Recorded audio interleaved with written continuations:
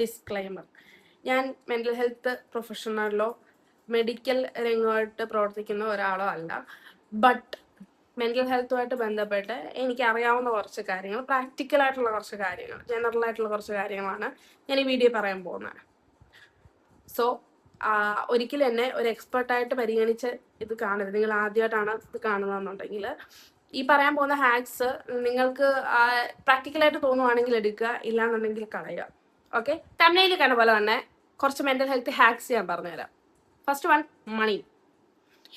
നിങ്ങൾക്ക് ഒരുപാട് പണമുണ്ട്, പക്ഷെ നിങ്ങൾക്ക് മെൻ്റൽ ഹെൽത്തുമായിട്ട് ബന്ധപ്പെട്ട എന്തെങ്കിലും ഒരു പ്രശ്നം വരുവാണെന്നിരിക്കട്ടെ, നാട്ടുകാരും നിങ്ങളുടെ ചുറ്റുമുള്ളവരും സ്വാഭാവികമായിട്ട് എന്തായിരിക്കും രഹസ്യമായിട്ട് പറയുക? കണ്ടോ, എന്തോരം പൈസ ഉണ്ടായിട്ട് എന്താ, ഇനി അസുഖം വന്നില്ലേ, എന്തോരം പൈസ ഉണ്ടായിട്ട് എന്താ, ആ കുട്ടിക്ക് ഹാപ്പി ആയിട്ടിരിക്കാൻ സാധിക്കുന്നുണ്ടോ? പക്ഷെ കംപ്ലീറ്റ്ലി റോങ് ആയിട്ടുള്ള സ്റ്റേറ്റ്മെന്റ് ആണത്. നിങ്ങൾക്ക് പൈസ ഉണ്ടെങ്കിൽ മാത്രമേ മെൻ്റൽ ഹെൽത്തുമായിട്ട് ബന്ധപ്പെട്ട ക്രൈസിസിൽ കുറച്ചെങ്കിലും നിങ്ങളെ സെൽഫായിട്ട് സപ്പോർട്ട് ചെയ്യാൻ പറ്റത്തുള്ളൂ. അതാണ് സത്യം. അല്ലെങ്കിൽ നിങ്ങളുടെ വീട്ടുകാർക്കോ അല്ലെങ്കിൽ നിങ്ങളുടെ ചുറ്റും നിൽക്കുന്നവർക്കോ നിങ്ങളെ ഹെൽപ്പ് ചെയ്യാൻ പറ്റുന്ന രീതിയിൽ പൈസ ഇതിനകത്തൊരു ഇമ്പോർട്ടൻറ്റ് ഘടകമാണ് എന്ന് വിചാരിച്ച് പൈസ ഇല്ലാത്തവർക്ക് റിക്കവറി ഇല്ലാതാകും എന്നല്ല പറയുന്നത്. അവരെ സഹായിക്കാൻ വേണ്ടിയിട്ട് നമ്മളുടെ സോഷ്യൽ സർവീസസ് ഉണ്ട്, സമൂഹമുണ്ട്, ഗവൺമെൻറ് ഉണ്ട്, ബാക്കി എല്ലാ കാര്യങ്ങളുണ്ട്. പക്ഷെ ഇതിലെല്ലാം റോൾ ചെയ്യുന്നത് മണിയാണെന്നുള്ളതാണ് യഥാർത്ഥ സംഭവം. നിങ്ങൾക്ക് ഒരു പക്ഷേ പൈസ കൊടുത്ത് ഹാപ്പിനെസ് മേടിക്കാൻ പറ്റത്തില്ലായിരിക്കും, മെൻ്റൽ ഹെൽത്ത് ബാറ്റിൽ ചെയ്യുന്നവർക്ക് പറ്റത്തില്ലായിരിക്കും.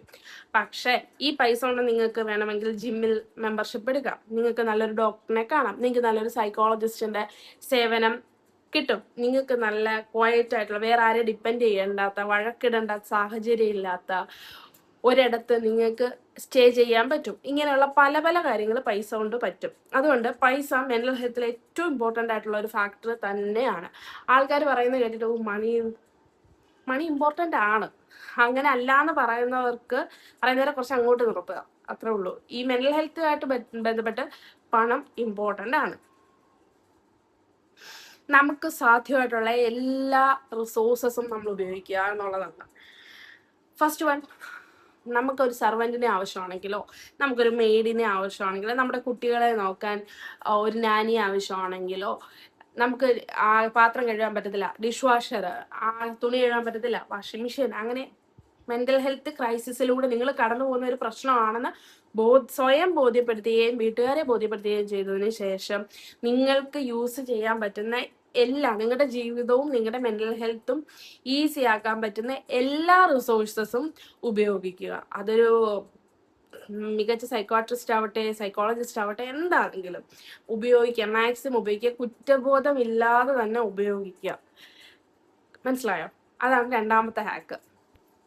മൂന്നാമത്തത്, മെൻ്റൽ ഹെൽത്ത് ക്രൈസിസിലൂടെ കടന്നു പോകുന്ന വ്യക്തിയും അവരുടെ കുടുംബാംഗങ്ങൾക്കും ഈ രോഗിയെ നോക്കുന്ന സൈക്കോളജിസ്റ്റിനെയോ സൈക്കാട്രിസ്റ്റിനെയോ കൺവീനിയൻ്റ് ആകുന്നില്ല, അല്ലെങ്കിൽ അവരൊരു കംഫർട്ടായിട്ട് ഫീൽ ചെയ്യുന്നില്ല എന്നുണ്ടെങ്കിലോ, റിക്കവറി നമ്മൾ വിചാരിക്കുന്നതിനെക്കാട്ടി കൂടുതൽ, അതായത് ഒരു 2-3 മാസം കഴിഞ്ഞിട്ടും റിക്കവറി ഒന്നും നിങ്ങൾ പ്രതീക്ഷിക്കുന്ന രീതിയിൽ വരുന്നില്ല എന്നുണ്ടെങ്കിൽ നിങ്ങൾക്ക് പൂർണ്ണമായിട്ടും അവകാശമുണ്ട് മറ്റൊരു സെക്കൻഡ് ഒപ്പീനിയൻ എടുക്കുകയോ അല്ലെങ്കിൽ മറ്റൊരു സൈക്കാട്രിസ്റ്റിനെയോ സൈക്കോളജിസ്റ്റിനെയോ കണ്ടുപിടിക്കാൻ നിങ്ങൾക്ക് പൂർണ്ണമായിട്ടുള്ള അധികാരം ശരിക്കും ഉണ്ട്.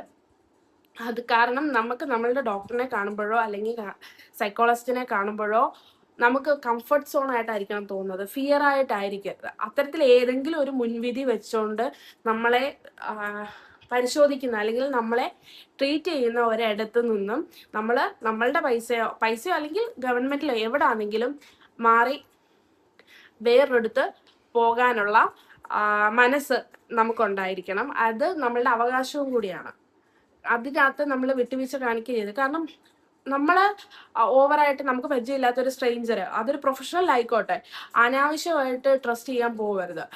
കാരണം നമ്മൾ നോക്കിയിട്ട് നമ്മൾ ഇതിനു മുമ്പ് ആ പ്രൊഫഷണലിൻ്റെ അടുത്ത് പോയി എക്സ്പീരിയൻസ് ഉള്ളവരുടെ എക്സ്പീരിയൻസും ബാക്കി ഒരുപാട് കാര്യങ്ങൾ പരിഗണിച്ചിട്ട് വേണം ചെയ്യാൻ. ചിലപ്പം മെൻ്റൽ ഹെൽത്ത് ക്രൈസിസിൽ കൂടെ കടന്നു പോകുന്നവർക്ക് അതിനുള്ള എനർജി കാണണമെന്നില്ല, അവരുടെ ചുറ്റുമുള്ളവരായിരിക്കണം അത് കുറച്ചുകൂടെ കൺസിഡർ ചെയ്തതിന് ശേഷം മാത്രമേ അവരെ ഇനിയുള്ള ട്രീറ്റ്മെൻറ്റിന് അവിടെ തന്നെ കൊണ്ടുപോകും. അവർക്ക് കംഫർട്ടബിൾ അല്ലാന്നുണ്ടെങ്കിൽ ഉറപ്പായിട്ടും ഒരു സെക്കൻഡോ തേർഡോ വേറെ ഏത് ഓപ്ഷൻ ആണെങ്കിലും തേടണം. വേറെ ഒന്ന് പ്രയോറിറ്റി തീരുമാനിക്കുക എന്നുള്ളതാണ്. ഇപ്പം മെന്റൽ ഹെൽത്ത് ക്രൈസിസിൽ കൂടെ കടന്നു പോകുന്ന ഒരാളെ പലപ്പോഴും വെളിയിലുള്ള, കാരണം അവര് നോർമൽ ലൈഫ് ആയിരിക്കില്ല ജീവിച്ചു പോകുന്നത്. അപ്പം മറ്റുള്ളവരുടെ കൂട്ടി തന്നെ പ്രയോറിറ്റൈസ് ചെയ്യാൻ തുടങ്ങും. എന്ന് വെച്ചാൽ ഇവർക്ക് എനർജിയും ബാക്കി കാര്യങ്ങളും എല്ലാം മറ്റുള്ളവരുടെ കൂട്ടി തന്നെ കൊടുക്കേണ്ടി വരും. പക്ഷെ അത് അനുവദിക്കാൻ പാടില്ല. ഇപ്പം നിങ്ങൾ ഒരു മെന്റൽ ഹെൽത്ത് ക്രൈസിസ് കൂടെ കടന്നു പോകുന്ന ആളാണെന്നുണ്ടെങ്കിൽ നിങ്ങളുടെ എനർജിയും നിങ്ങളുടെ റെസ്പോൺസും നിങ്ങളുടെ ആൾക്കാരെയൊക്കെ തീരുമാനിക്കാൻ നമുക്ക് അവകാശമുണ്ട്. നമ്മുടെ എനർജി എവിടെ കൺസ്യൂം ചെയ്യണം അല്ലെങ്കിൽ എവിടെ കൊടുക്കണം എന്നുള്ളത് നമ്മളുടെ പൂർണ്ണമായിട്ടുള്ള അധികാരമാണ്. അത് കണ്ടറിഞ്ഞ് വേണം ചെയ്യാൻ. നമ്മളെ ചില ആൾക്കാരുമായിട്ടുള്ള വാഗ്വാദങ്ങളോ അല്ലെങ്കിൽ ചില മത്സരങ്ങളോ ഒന്നും നമുക്ക് ഹെൽത്തി അല്ല, അല്ലെങ്കിൽ നമ്മൾ അവിടെ എനർജി ഇൻവെസ്റ്റ് ചെയ്യരുതെന്നുള്ള ബോധ്യത്തിൻ്റെ മണ്ടയ്ക്ക് വേണം നമ്മുടെ ലൈഫിലെ ഓരോ കാര്യവും പ്രയോറിറ്റൈസ് ചെയ്യാൻ. അതൊരു വലിയ ഹാക്കാണ്. അല്ലാന്നുണ്ടെങ്കിൽ നമ്മളിങ്ങനെ ബോധ്യപ്പെടുത്തിക്കൊണ്ടേ ഇരിക്കേണ്ടി വരും അവസാനം വരെ. ഇങ്ങനെ ബോധ്യപ്പെടുത്തി എല്ലാ കാര്യങ്ങളിലും കയറി ഇടപെട്ട് അങ്ങനെ അങ്ങ് പോകേണ്ടി വരും. അതുകൊണ്ട് പ്രയോറിറ്റൈസ് ചെയ്യുക. ആൾക്കാരെ, ഇവന്റിനെയും അല്ലെങ്കിൽ ലൈഫിൽ നടക്കുന്ന എല്ലാ കാര്യങ്ങളും പ്രയോറിറ്റൈസ് ചെയ്ത് വളരെ കുറച്ച് മാത്രം എടുക്കുക എന്നുള്ളത് ഒരു വലിയ ഹാക്കാണ്. ലാസ്റ്റ് ഹാക്ക്, ഒരു കാരണവശാലും സോഷ്യൽ മീഡിയയോ മറ്റുള്ള മീഡിയയോ നമ്മളെ ഓവറായിട്ട് കൺസ്യൂം ചെയ്യാൻ അനുവദിക്കരുത്. കാരണം ഈ ലോകത്ത് നടക്കുന്ന എല്ലാ കാര്യങ്ങളും നമ്മൾ അറിയേണ്ട യാതൊരു ആവശ്യവും ഇല്ല. എല്ലാവരുടെയും കാര്യം നമ്മുടെ കൂടെ പണ്ട് +2 പഠിച്ചതോ 10 പഠിച്ചതോ 8ാം ക്ലാസ്സിൽ പഠിച്ചവരുടെ ആയിട്ടുള്ള കണ്ടിന്യൂസ് വിവരങ്ങളൊന്നും നമ്മൾ അറിയണമെന്ന് യാതൊരു നിർബന്ധമില്ല. അതുകൊണ്ട് ഇത്തരത്തിലുള്ള കാര്യങ്ങൾ ഏത് മീഡിയയിൽ നിന്നാണെങ്കിലും ഇത്തരത്തിലുള്ള കാര്യങ്ങൾ കൺസ്യൂം ചെയ്യുന്നതിൽ വളരെയധികം ഫിൽറ്ററിങ് ആവശ്യമാണ്.